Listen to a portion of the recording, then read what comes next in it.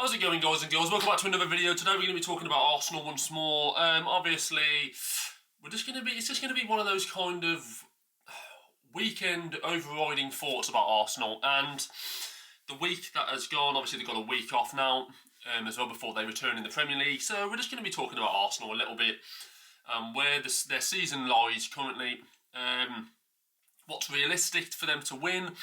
Where do they go from here following the League Cup exit, which we're going to talk about a little bit. And obviously, how realistic is it that Arsenal can overhaul the points tally against Liverpool, and how realistic is it that Arsenal can potentially compete for the Champions League? Now, look, we've got to start with the League Cup game, and we've got to start with the League Cup game against Newcastle over 2 legs in the semi-final. Now, the first leg, obviously, Arsenal. Look, let's just say, first and foremost, Arsenal were absolutely beaten to a pulp. Arsenal were beaten to a pulp in both legs. I've never seen, look, Gabriel and William Saliba are fantastic defenders for Arsenal, and they have been for the past few years. But I'm not going to lie. Whenever they face Alexander Isak, they seem to just crumble. Alexander Isak, in both ties, had them in their pocket. He also scored against Arsenal in the Premier League, didn't he, with that header at St James's Park early on in the season. But Alexander Isak had Gabriel and Saliba on toast for both legs. And the fact of the matter is, look, one thing both of these legs showed, one thing this tie showed for me more than anything else when reflecting on Arsenal, is the simple fact that Arsenal were toothless up top.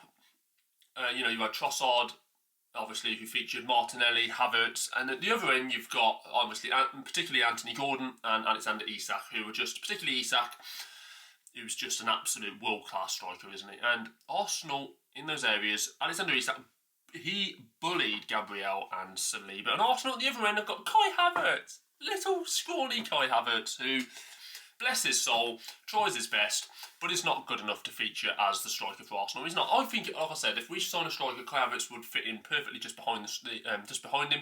Say if we had an Ollie Watkins, I think you'd have Ollie Watkins up top, and then you'd have Kai Havertz just in behind. That's where I feel Kai Havertz's best position is, more of a link man. But we saw how toothless Arsenal were over these 2 legs up top. We had chances in both legs and we didn't take them. We did not score a goal. Newcastle scored 4 and Alexander Isak had a field day. But look, I'm not going to get all silly. I'm not going to get all daft about it. I'm not going to be saying Arteta out, because a lot of people, from what I've seen, particularly after this League Cup, after this 2-legged League Cup semi-final, have said Arteta out, and saying, is Arteta a nearly man? I've said it on a few occasions, is Arteta a silver medal manager, which basically means is he a runner-up? Arteta's one of those managers. Is he one of those managers that can see the finish line but can't quite fucking get there? That's what I'm seeing from Arteta at this point. But he can't all be put on his doorstep, I look at the players, and like I said, I stand by this. The players have dropped off in performance levels compared to seasons gone by, particularly players like Odegaard. Martinelli isn't the same player. It almost feels like Martinelli's been worked out now. Obviously, when Saka's missing, we look a completely different team. And Kai Havertz is just not good enough up top. It's just as simple as that. Obviously, we went for that it was a slight token gesture, wasn't it, when we tried to get Ollie Watkins in January. But, look, we need a striker in the summer. But look, the League Cup game is not going to be one of those things that I'm going to look at and say, you know what, it's a disaster.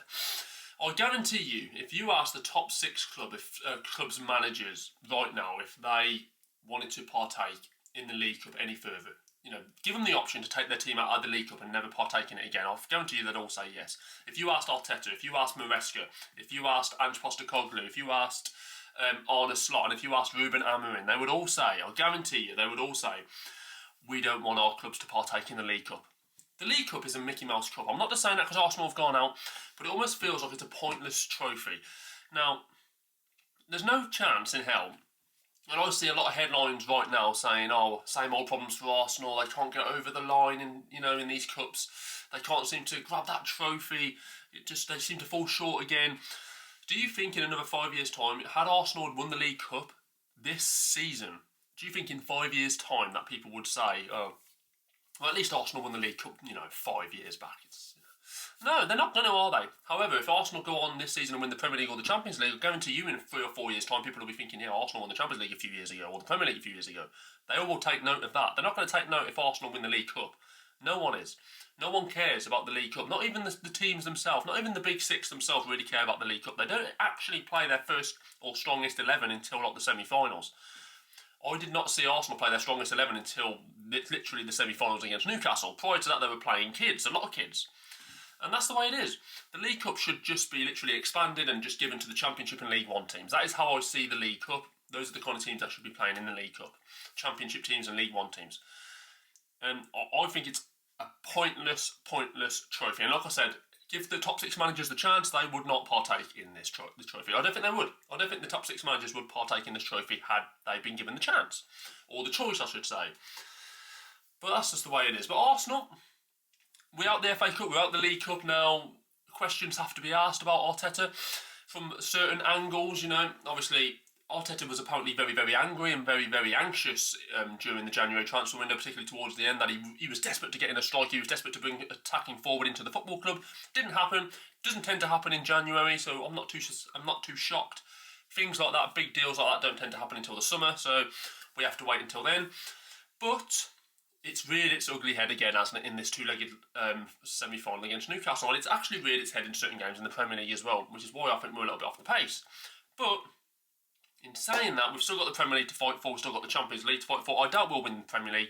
Like I said, Liverpool have got a 6-point advantage with a game in hand. I know that game in hand's against Everton, but let's say they go to Goodison Park. I know Everton's been absolutely flying of late under David Moyes, but if Liverpool go to Goodison Park and win, well, let me just say that I do believe that Liverpool will go on and win the league. They'll be 9 points clear again, and look, the way Arsenal are playing, the inconsistencies up front, and the fact that Liverpool are obviously scoring goals for fun at times, it's not going to. I can't see it. Liverpool have also been better defensively. I know that the statistics are probably going to say that Arsenal have been better, or the statistics will suggest that Arsenal have actually been the team to watch, particularly defensively.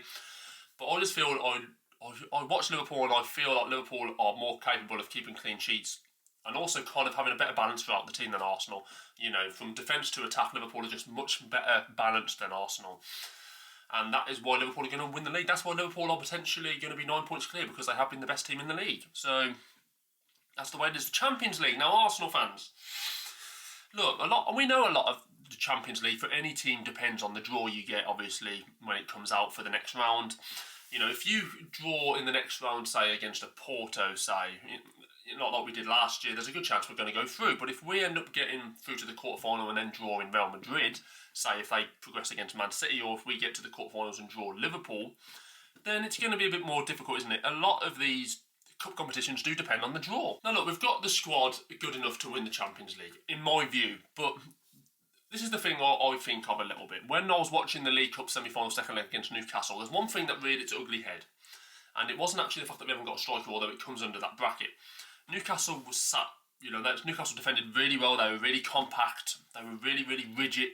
We found it very hard to break them down. Now, there are going to be a lot of those kind of ties in the Champions League, particularly when we get to like the quarters or the semi-final, if we should get there. And that is where it's of vital importance, and that's where it's crucial almost to have someone who can score goals, like a poacher. We haven't got that. And there's going to be a lot of those games. Imagine if we got to a Champions League final. Let's say hypothetical situation, completely hypothetical. If we got to a Champions League final, and let's say we played a Real Madrid or a Liverpool. Now, that game, you'd imagine, is going to be very tight. It's going to be a bit of a chess match. That's where you need a poacher. That's where you need someone like a fox in the box to score goals. That's where we could do with like an Isak or Ollie Watkins, for argument's sake, who we've been after in January. Because in those kind of games, that is where you get found out. Because I'm just picturing us now in a Champions League final, or a massive second leg of a Champions League semi, where the first leg was 1-1 or 2-2. The second leg's really tight. It's a chess match. It's kind of, you don't really know what's going to happen. It's like eye of the needle stuff, and you're thinking, what's going to happen? That's where we need someone who can put the ball in the net, because we're not going to have too many chances. You'd have thought in the Champions League semi-final, second leg, or Champions League final, we're not going to have too many chances. Hypothetical, of course. This is where I think even this season, not having a striker could well hinder us again, because we are going to have those kind of games at some point in the Champions League, whether we get there or not. Whether we even just get to the quarters. The quarterfinal is going to be at times very tight, very compact. It's going to be like a bit of a chess match. We need someone who can put the ball in the net, because in games like that, chances are going to be few and far between, and we don't have that. We don't have that. In the Newcastle game in the semi-final, we saw that. We saw the fact that there wasn't too many chances. We didn't create too many chances. Obviously, I think Odegaard had that chance, didn't he, at the start of the game, which he hit the post. But a striker potentially puts that away, and then it's a different tie. So we need someone who can put the ball away when the going gets tough, when the games are tight, when we don't have too many chances. And there's going to be a lot of those kind of games in the latter stages of the Champions League where it is very tight. So like I said, it's going to hinder us. Not having a striker at some point this campaign is going to hinder us again. It's going to hinder us in the Premier League when we potentially go to Anfield. It's going to hinder us if we get to a Champions League quarter-final. It's going to hinder us at some point. And this is why I feel like this is going to be another trophyless season for Arsenal. And that's why I've got this mug. I know it's the kind of the words of in horizontal, but it says, I support Arsenal and this is the only cup I'm getting this year. Cold tea, my favourite. But yes, that tastes like shit. Yes, but yes, that is Arsenal. I do feel like it's going to rear its ugly head. Obviously, we've got a week off now. Obviously, nothing's going to be happening. We're not going to be getting a striker now, are we? Obviously, the window is it's gone. It's past us. But like I said, on this kind of weekend review of Arsenal's campaign, we've gone up the League Cup now, so it's only really Premier League and Champions League, and I think the Champions League is the most realistic one, because I think Liverpool are going to run away with the Premier League race at some point. Look, if we can keep it to 6 points, or say if we can narrow it down to 4 points at some point, it'd be fantastic. But I just feel Liverpool are too strong. They're too consistent. They've got too many good attacking players, and I can't see us catching them. I cannot see us catching them. Champions League could be our best hope, but like I said, I do feel the fact that we haven't got a forward is going to rear its head in the Champions League, particularly when games get tight and when we don't create too many chances, and we need to take one of the few chances we get. So I think this season could be another washout. That's what I'm basically trying to say. I think this season could be another washout. I think we're going to finish second in the Premier League. I think we're going to get to the Champions League quarter-final at best. Hopefully we can get further, but I'm just not sure. We're out of the FA Cup. We're out of the League Cup now in the semi-finals, and like I said, I think Arteta comes under pressure more next season than this season, because I think if we get a striker in the summer and we can keep everybody fit, there is little excuse next season for not going deep in some of these tournaments and not pushing either Liverpool or Man City all the way in the Premier League next season, because I'd imagine Man City will be a lot stronger. That's my thought anyway. I hope they're not, but like I said, I think the pressure comes on Arteta once we get a striker. If we keep everyone fit and get a striker, Arteta's got less questions. So he's got less room to kind of make excuses. He's got less room to kind of say, well, it's this or it's that. No more blaming balls either, Arteta, please, for Christ's sake. Honestly, when I saw that, I thought, fucking, that's a sign of a manager that's not very content at the moment, blaming footballs for losing football matches. Now, but like I said, if we sign a striker, then I think Arteta, the pressure just cranks up a little bit more on Mikel Arteta if we can get a striker in the summer, and I think we will get a striker in the summer. I think it's an absolute necessity. We need to do it, and I think we will do it, and I think the pressure will crank up on Arteta then, for the simple fact that we literally have the full package. We've got a great goalkeeper, we've got a great defensive line, we've got a great midfield, and we've got a forward who can score goals. Where's the excuses lie then, Arteta? There's no excuses then. Arsenal fans probably agree with me. Put in the comments if you do agree with me. But that's your weekly review of Arsenal. I hope you've enjoyed this video. We'll see you, of course, probably next week as well. Arsenal have got a week off, so a bit of a kind of space and a bit of head clearing for those players. And I'd imagine they need it after that disappointing League Cup exit against Newcastle. But that's the way it is. That's football for you. And that's life as an Arsenal fan for you. That's why I bought that mug. So true. I don't like cold tea. Goodbye.